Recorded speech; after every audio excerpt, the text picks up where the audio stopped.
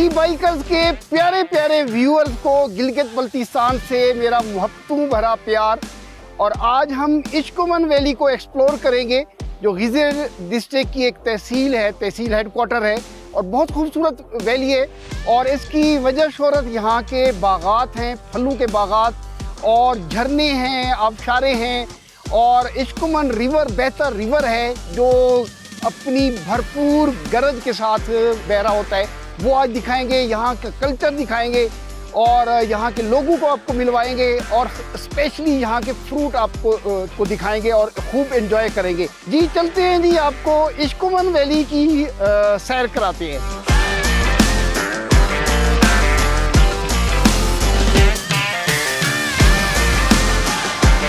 अफगानिस्तान की सरहद के करीब सिलसिला कोह पामीर की वाखान राहदारी पर वाक़े वादी इश्कुमन, जहाँ के 20 गाँव में तकरीबन 30,000 से ज़ायद अफराद रिहाइश पजीर हैं। इस खूबसूरत वादी में हमारा सफ़र जारी था। यहाँ ऐसी बेशुमार चीज़ें मौजूद थीं जिनका जिक्र किए बिना इस हसीन वादी की मालूमात अधूरी महसूस होती। गिजर डिस्ट्रिक्ट होटल एसोसिएशन के सदर राजा अयूब, अशफाक हमजा और राजा शाह मुस्लिम साहिबान के हमरा खुशगपियों में मसूफ कदम आगे बढ़ाते मुझे दरख्त पर छोटे बेरनुमा फल नजर आए। भूरे रंग की ये बेरी निहायत जायकेदार थी। अयूब साहब ने हमारे इल्म में इजाफा करते हुए बताया कि ये मुकामी बेर कहलाते हैं जो इस इलाके के अलावा और कहीं नहीं पाए जाते। अशफाक हमजा ने इस फल के बारे में कुछ तफसीलात बताई कि इस इलाके में जब रशियंस तिजारत की गर्ज से आए तो ये बेर भी उनकी खुराक के हिस्से के तौर पर इस इलाके में पहुँचे। इस वक्त हम चिटोरखंड में मौजूद हैं। इश्कुमन रिवर की दूसरी साइड पे दाइन गांव, रशिया साइड से लोग आते थे यहाँ और यहाँ ट्रेड होती थी और इनके कनेक्शन थे रशिया से।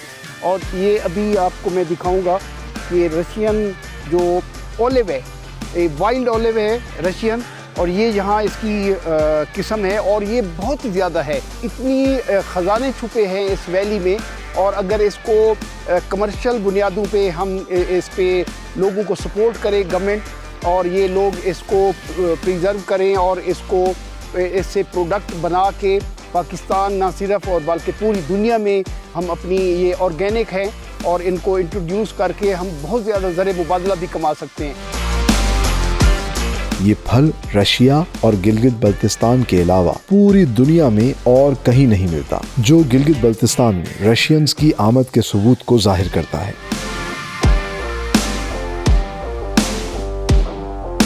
जी वेरी वेरी टेस्टी जी, मैं तो ऐसे खा रहा हूँ और बिल्कुल अच्छा है, वाइल्ड है इसका टेस्ट। इशफाक भाई आप कुछ कहना चाह रहे थे इस बारे में?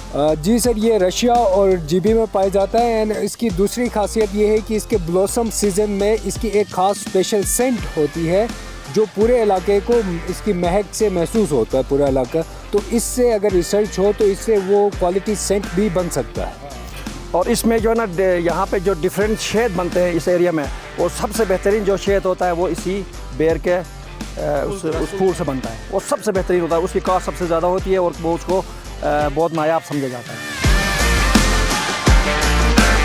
इससे जो है ना रशियन बियर भी इससे बनाई जाती है, रशिया में बनाई जाती है और यहाँ भी ये लोग कुछ लोग इसको तैयार करते हैं, बट इसका वेरी लेंथी और वेरी डिफ़िकल्ट प्रोसीजर है और इसमें बहुत कुछ इससे किया जा सकता है। पिकल बनाया जा सकता है, इससे जूस बनाया जा सकता है, इसको ड्राई करके भी खाया जाता है और इससे मुख्तलिफ और इसको इस्तेमाल भी लाया जाता है। और जब इसका ब्लॉसम सीज़न होता है तो बहुत ज़्यादा खुशबू होती है।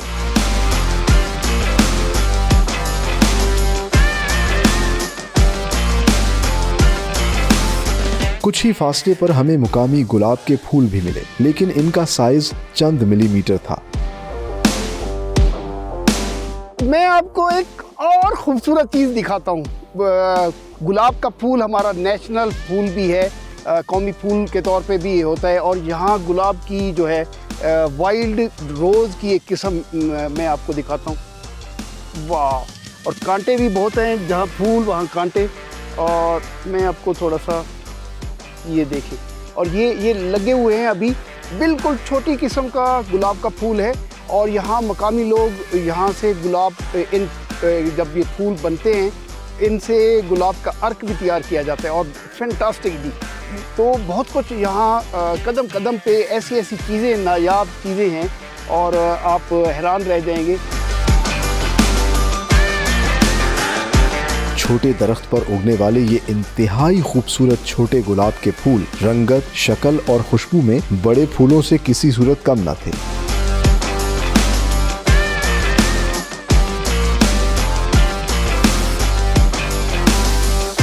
इश्कोमन वैली में कदम कदम पर जैसे कुदरत के खजाने बिखरे हों। ये सफर इतना दिलचस्प बनता जा रहा था जैसे हम किसी परियों की कहानी का हिस्सा और किसी अनजाने मुकाम की जानिब गामज़न हों। चूंकि इस इलाके में आइबेक्स बड़ी तादाद में पाए जाते हैं और बहुत से अफराद शिकार की गर्ज से कई कई दिन पहाड़ों पर गुजारते हैं, इसी हवाले से राजा अयूब साहब ने हमें शिकार, शिकारी और परियों का वाकया एक कहानी की सूरत में सुनाया। अयूब भाई, यहाँ की काफ़ी लोक दास्तानें काफ़ी मशहूर हैं, वो तो हमने तो कुछ सुनाए। जी मैं एक बार आपको बताता हूँ, मैं एक कहानी सुनाऊंगा आपको एक हंटर का। अच्छा। क्योंकि ये फेरीज के जो है ना लिंक से हंटर से बहुत ज़्यादा होता है, क्योंकि ये लोग अक्सर शिकार खेलने के लिए जाते हैं पहाड़ों पे, तो उनका अक्सर वास्ता पड़ता है। तो एक शिकारी का किस्सा है कि वो हंटिंग के लिए गए थे आइबेक्स का। तो जब वो रात को कहीं रात हो गई और कहीं सो रहा था तो उसकी नज़र पड़ी आगे कहीं कोई रोशनी थी। तो अब इस शिकारी को ख्याल आया कि पता नहीं यहाँ पे कौन है, मैं तो हंटिंग के लिए आया हूँ, हो सकता है कि वो भी कोई और ग्रुप हो गए जो हंटिंग के लिए आए होंगे। तो उसने कहा क्यों ना मैं इसके पास जाऊँ। तो ये यहाँ से चल पड़ा उस रोशनी को देखे ताकि मैं जाके उनके साथ बैठूँ या उनसे जाके मिलता हूँ। कहानी में तमाम सुनने वालों की दिलचस्पी बढ़ती जा रही थी। तो ये शिकारी जब उस रोशनी के करीब पहुंचा, ये तो समझ रहा था कि वो भी कोई शिकारी होंगे। जब करीब जाके देखता है तो वहाँ पे घर है और उस घर के अंदर जो है ना एक फैमिली है। उनको अंदाज़ा हो गया कि ये तो इंसानों का नहीं है बल्कि ये परियों का है। तो उसमें जैसे हमारे फैमिलीज होते हैं, बाप और बहुएं इस तरह बैठी हुई हैं। तो ये अंदर चला गया, इसको अंदाज़ा हो गया क्योंकि शिकारी था, उसको पता था। तो ये अंदर चला गया, अंदर जाके बैठा। थोड़ी देर में जो ना डिनर का टाइम हो गया तो उन्होंने लाए, तो ये साथ कहीं बैठा हुआ था। अब उनको पता नहीं था कि आदम साहब अंदर आया हुआ है और फेरिस ये उनको देख सकता है और वो उनको नहीं देख सकते थे। तो उन्होंने भी खाना खा लिया और इसने भी कहीं से उठा लिया और फेरिस को पता ही नहीं चला। हम सब हर कदम के साथ उस शिकारी के दिलचस्प किस्से को गौर से सुन रहे थे। तो इस शिकारी ने उन्होंने जब खाने लाए थे तो ये भी इनके साथ खाने लगा। तो अभी उनको अंदाज़ा ही नहीं था फेरिस को कि हमारे अंदर जो है आदम साहब बैठा हुआ है। ये तो बड़ी इंटरेस्टिंग स्टोरी बन गई। बिल्कुल। तो ये खाने लगा है। खाने के बाद हुआ ये कि फिर वो सोने का टाइम आ गया। तो सब अपने अपने जो बिस्तरे थे घर के, तो सारे सोने लगे। और ये भी सोचता था ये बस हंटर की मैं कहाँ सो जाऊँ। तो उनकी कुछ बेटी थी। तो वो जहाँ सो गई, परी थी। हाँ परी थी बेसिकली। तो ये जाग के गए, उसने डिसाइड किया कि मैं इसके नेक्स्ट सो जाता हूँ। हाँ, तो जब नेक्स्ट सो जाने का इरादा किया, जाके वो सोने लगा तो इसके बाजू जो है फेरी लड़की के साथ लग गई। परी के साथ सो गया वो। हाँ, परी के साथ सो गया और उसके हाथ लगने से जो ना परी चीखने लगी और उसने ये कहा कि कोई परिजात का नहीं, इंसान का जो कोई असर है। वाह, ये तो बड़ी इंटरेस्टिंग। तो फिर क्या हुआ? पहाड़ों में घिरी वादियों में परियों की बेशुमार देवमालाई कहानियां हैं जिनमें अक्सर ज़बान ज़द-ए-आम भी है। अब तो कहानी आगे सुनने की है। असल में हुआ ये कि जब उसको खातून जो ना वो लड़की जो थी, वो चीखने लगी कि आदमजात का असर हुआ है। अच्छा। तो फिर उन्होंने कोई पता नहीं उनके अंदर उस घर के अंदर कोई एक मौलवी टाइप था उनके फैमिली का। तो वो भी उठे और उसने कोई किताब निकाली जिस तरह होता है। तो जब उसने किताब की तरफ देखा और कहा कि हमारे इस घर के अंदर कोई आदमजात आया हुआ है। अच्छा। हाँ, उन्होंने जी डायग्नोज कर लिया कि यहाँ जो ना आदमजात का असर है और हमें आदमजात को यहाँ से निकालना है। तो उस मौलवी ने कहा कि निकल जाओ यहाँ से। अच्छा। हाँ, उसने शिकारी को कहा। जी, शिकारी को कहा कि आप यहाँ से निकल जाए, हमें पता है। नहीं दिया उसको। नहीं, सोने तो नहीं दिया उसने। ऑफ कोर्स ये सारा डिस्टर्बेंस हो गई ना उसकी चीख की वजह से। तो शिकारी को कहा कि आप यहाँ से निकल जाएं। तो शिकारी ने अब कहाँ जाना था, आपको अंदाज़ा है कि वो फेरी के साथ जो था वो लेटा हुआ था। तो उसने कहा मैं नहीं जा रहा हूँ। अच्छा शिकारी पक्का हो गया कि हाँ, मैंने शिकारी- परी के जी, साथ जी, सोना है। एग्जैक्टली वो इसी इरादे से घर वाले कह रहे हैं कि आप दफा हो जाओ, निकल निकल जाओ, जाओ। हमारे घर को छोड़ दो। वो कहते नहीं मैंने सोना है। उसने कहा कि मैं नहीं जाता हूँ। परी चीखें लगा रही है कि मैंने नहीं सोना और घर से निकल जाओ, घर वाले निकाल रहे हैं। Exactly. और शिकारी डटा हुआ है कि मैंने सोना है हर हालत हाँ में। वो बसित हो गया कि मैं बिल्कुल नहीं जाऊँगा। जब उन्होंने अंडरस्टैंड कर लिया कि ये बंदा जा नहीं रहा है तो उन्होंने कहा कि ठीक है। फिर उन्होंने एक खमीर बना लिया जो इंसानी शक्ल का ना, खमीर बना लिया उस बंदे ने। उसने कहा कि मैं आपको कहता हूँ अभी भी आप निकल जाएँ। तो बंदा बसित था, उसने कहा मैं नहीं जा रहा हूँ।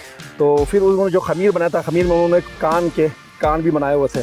तो उस बंदे ने कहा देखो मैं आपको वार्निंग दे रहा हूँ, आप जाएँ यहाँ से। तो इसने कहा फिर भी कहा कि मैं नहीं जा रहा हूँ। तो इसने फिर एक चाकू निकाली उस बंदे ने। तो शिकारी ने नहीं शिकारी ने नहीं, वो जो उसके घर का बुजुर्ग घर का जो उसने, बुजुर्ग था, अच्छा। ठीक है। चाकू हाँ, निकाल लिया उसने कि मैं मारूंगा। नहीं चाकू निकाल लिया उस जो मुजस्समा जो उसने बनाया था खमीर से, इंसानी शक्ल बनाया था ना उसने, इंसानी शक्ल बनाया था जिसमें उसने कान भी बनाए थे। उसने कहा अगर आप नहीं जाते हैं तो मैं इस चाकू से तुम्हारे कान काटूंगा। तो उसने इंतजार के कहते काटो। तो उसको शायद यकीन नहीं था कुछ होगा। तो उस जो बुजुर्ग ने फेरी, उसने चाकू से उसके कान उसने खमीर को काटा। तो इसने देखा तो इसके कान पे जो खून बहने लगा।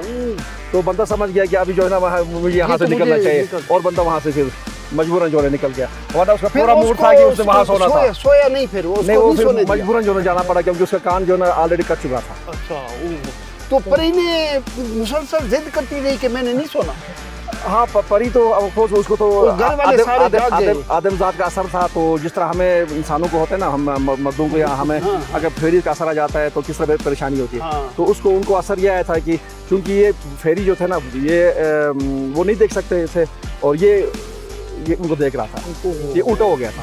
यूजुअली तो ये होता है ना कि फेरी हमें देखते हम नहीं देख सकते। कभी कभी कहते हैं कि ऐसा होता है कि हम फेरीज को देखते हैं और वो हमें नहीं देख सकते। तो ये थोड़ा सा इस तरह का सीन हो गया था कि इसको फेरीज नजर आ रहे थे और उनको ये नजर नहीं आ रहा था। तो उन्होंने वो बेचारा फिर नाकाम ही वापस बस हाँ जी ऐसे ही हुआ। तो ये परियों की कहानी है और मेरे ख्याल में ये मैं तो कहूँगा एक नाकाम आशिक था। और अगर मैं उसकी जगह होता तो मेरे दोनों कान भी कट जाते। मैं तो परी के साथ सो के ही आना और कुछ भी हो जाता। और यहाँ बहुत सारी इस तरह की बड़ी फोक स्टोरीज है यहाँ और बड़ी इंटरेस्टिंग है। और कहते हैं कि परियाँ यहाँ मौजूद हैं। तो मैं भी कुछ देखता हूँ, कुछ कहीं ना कहीं कोई परी अगर मिल जाए। लेकिन मैंने नहीं डरना और मैंने पूरा अपना टारगेट पूरा करके उठना है। मैंने कान करवा के।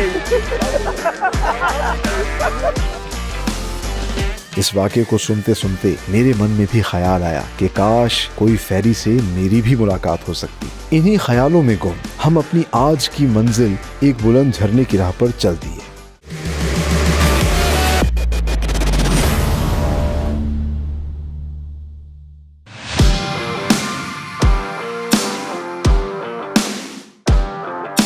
गिज़र की सरजमीन अपने फलों की वजह से मशहूर है और मुझे वो नजर आ गए थे। दरख्त पर लगे बादाम। रहा ना गया और दरख्त से बादाम तोड़ने की कोशिश करने लगा और इस बार सब साथियों ने मेरी मदद की।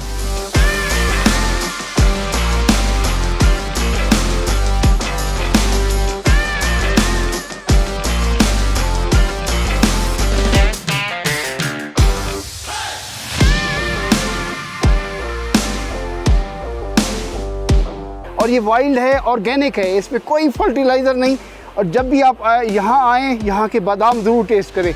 वैसे तो सारे फ्रूट्स यहाँ के बहुत अच्छे हैं और बट बादाम जो है और फ्रेश बादाम तो ऐसे हैं बिल्कुल नरम से। और मैं थोड़ा सा जमाल भी थोड़ी हेल्प कराए, मैं आपको व्यूअर्स को दिखाऊंगा कि आप बादाम आपने खाए तो हैं लेकिन कभी आपने देखा नहीं है। ये ऊपर एक शेल होता है ग्रीन सा, ये उतर जाता है और उसके अंदर से ये बादाम निकलता है और फिर बादाम को फिर तोड़ा जाता है। ये देखें जी, ये बादाम अंदर से निकल आया है। वाह! दरख्त से उतरे बादाम बहुत खस्ता और मीठे थे। जी भर कर बादाम खाए और बाकी ज़्यादा राह के लिए साथ लिए। मैंने तो एक बादाम से इतनी सारी ताकत हासिल कर ली, एनर्जी हासिल कर ली।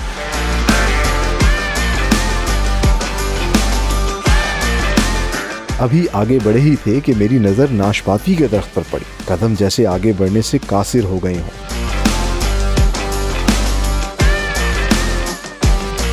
दोस्तों की मदद से बिल्कुल फ्रेश नाशपाती खूब सैर होकर खाई और आगे बढ़े।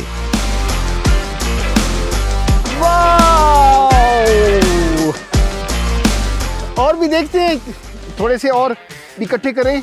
ये नाशपाती की एक किस्म है, इसको शुगरी बोलते हैं। और यहाँ जो मकामी लैंग्वेज में ये, क्योंकि साइज़ में आप देख रहे हैं साइज़ में छोटी है, क्योंकि वाइल्ड जो है ना वो छोटी होती है।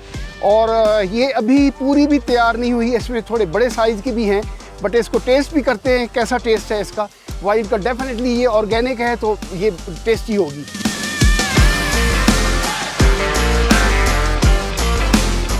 जो ना लिंक्स भी इधर पाए जाते हैं, हमारे वाइल्ड लाइफ पे काम करते हैं सर, हमें बताते हैं। और ज़्यादातर जो लिंक्स हैं वो एक जानवर होता है, जंगली जानवर, बिल्ली की नस्ल का होता है, जिसकी दुम कटी हुई होती है।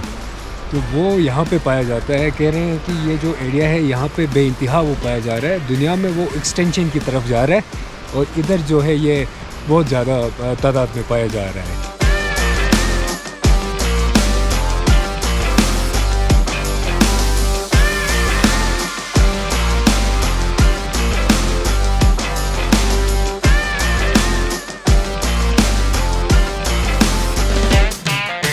कुछ देर चलने के बाद हम अपनी आज की मंजिल पानी की आबशार के करीब पहुंच ही गए।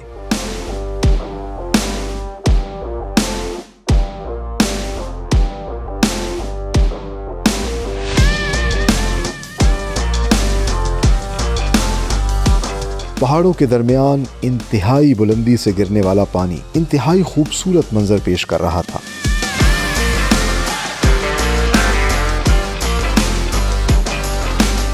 ये इस वक्त हम डाइन वाटरफॉल पे हैं। बहुत ही खूबसूरत वाटरफॉल है। यूँ भी बताएं ये कितनी हाइट पे है और ये जगह का नाम और ये इतनी ब्यूटी हिडन है, इसके बारे में थोड़ी सी डिटेल बताएं। ये तो ये ब्लेसिंग है हमारे गांव के लिए, डाइन गांव के लिए, पूरी शोमन वैली के लिए, कि हमारे पास अल्लाह ताला ने ऐसी आबशार दी है। तो इसके बारे में मैं थोड़ा बताता चलूँ उसको। ये जो चटोरखंड जो हमारा तहसील हेडक्वार्टर है, वहाँ से तकरीबन 6-7 किलोमीटर के डिस्टेंस पे है। ये गांव के अंदर बड़ी जिगजैग से रोड है। और जो चटोरखंड गांव है उसकी हाइट 2000 मीटर है। और इस वक्त जब यहाँ हम खड़े हैं आबशार पे, तो ये 2600 मीटर है। उसका मतलब है कि आप 600 मीटर जो ना क्लाइम करते हैं। क्लाइम जी बिल्कुल बिल्कुल जी बड़ी अच्छी जी। ये तकरीबन काफ़ी बुलंद जगह है इस पूरी वैली की। और इसके लिए आप हाइक करके भी आ सकते हैं। इसके लिए तकरीबन आपको 1 घंटे से ज़्यादा लगता है चतोरखंड से यहाँ पहुँचते हुए। और ख़ूबसूरत वाटरफॉल है और इसका शोर देखें, इतना हैबतनाक है। But we are enjoying a lot here. और इसमें थोड़ा सा मैं बताता चलूँ, अगर लोग अगर गिलगित से आना चाह रहे हैं, ठीक है, तो गिलगित से चटोरखंड 106 किलोमीटर है। और वहाँ से यहाँ तक 6-7 किलोमीटर का डिस्टेंस है। और आप जो ना एशिया का सबसे लॉन्गेस्ट ब्रिज क्रॉस करके आ रहे होते हैं, तो वो भी यहाँ का एक बड़ा अट्रैक्शन है। और मुझे यकीन है डिस्कवर पाकिस्तान अगर ये आबशार दिखा दे दुनिया को, तो मुझे यकीन है कि 1000 के हिसाब से लोग यहाँ आएंगे। और यहाँ की जो कम्युनिटी है वो इंशाल्लाह आप दुआएं देंगे डिस्कवर पाकिस्तान को। इंशाल्लाह जी, डिस्कवर पाकिस्तान की ब्यूटीज़ को दुनिया तक दिखाता है, दुनिया को पाकिस्तान की जो खूबसूरती है वो दिखाता है। और गिलगित बल्तिस्तान की यहाँ खूबसूरत जगह है ये वाटरफॉल। और चलते हैं जी, जहाँ तक आपको दिखा सकते हैं दिखाएं। और जब भी आप गिलगित बल्तिस्तान हैं तो अपनी ये फेवरेट डेस्टिनेशन में इसको शामिल करें। चलते हैं जी।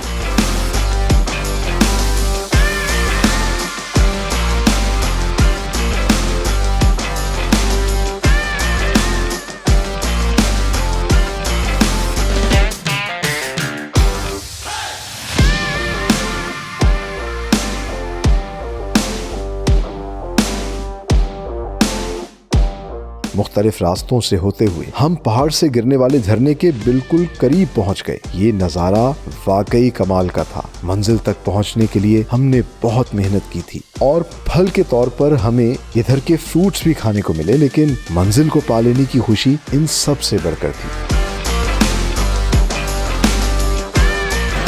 इस वक्त हम डाइन वाटरफॉल में, बड़ा मज़ा आ रहा है। और वाटरफॉल ऐसे लगता है कि हमारे ऊपर पानी आ रहा है सारा, और इतना ठंडी ठंडी हवा चल रही है, बहुत ही मज़ा आ रहा है। Exciting day of my life.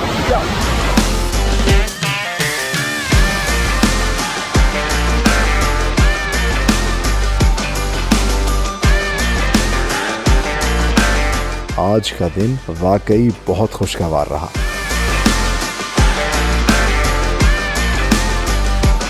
पानी के करीब कुछ वक्त गुजारने के बाद हमने वापसी की राह ली।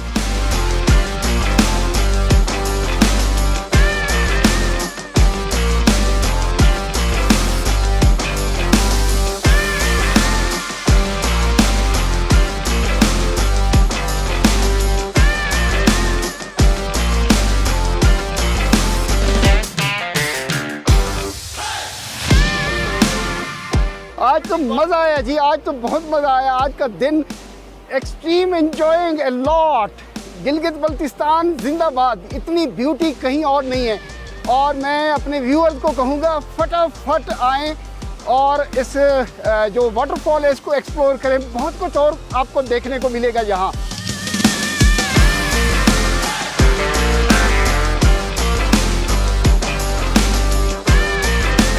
इश्क व मन की इस खूबसूरत वादी में अभी बहुत कुछ दिलचस्प मालूमात ऐसी थीं जिन्हें अपने नाजरीन से शेयर करना था।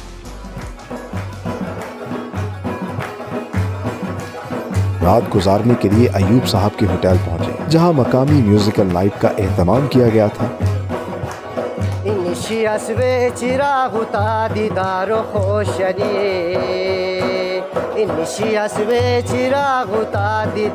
खोशनी गोई मजानोत सुकून रे करारो खोशनी गोई मजानोत सुकून रे करारो खोशनी सेगदी होस बेकरार वातवी सालसु हर दियोलु दिनो बोयन हारी वालसु मकरूर मवासवास गोशनो जान सवालसु हर दियोलु दिनो बोयन हारी वालसु हाय ला ला ला ला ला ला ला ला ला हाय ला ला ला ला ला ला ला ला ला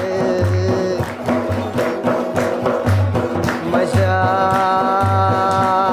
मार मनन किश्ती तू सहिलो था वला मा उम्मीदो किश्ती तू सहिलो था वला خوش مسار بزار ارقتیلو تاولا یقین شر با خوشی کوی حسما جالوسو هر دیولو دین نو بیان حالی بالوسو مکرور ما واسواس موشنو جان سوالوسو هر دیولو دین نو بیان حالی بالوسو مکرور ما واسواس موشنو جان سوالوسو هر دیولو دین نو بیان حالی بالوسو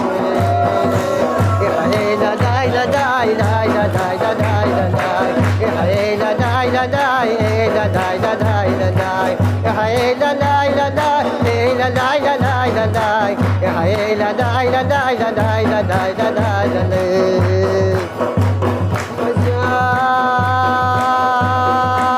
Saftalolina şaboni burko hacatneki Kultalolina şaboni burko hacatneki İte tu beheş doğur moho pardo hacatneki İte tu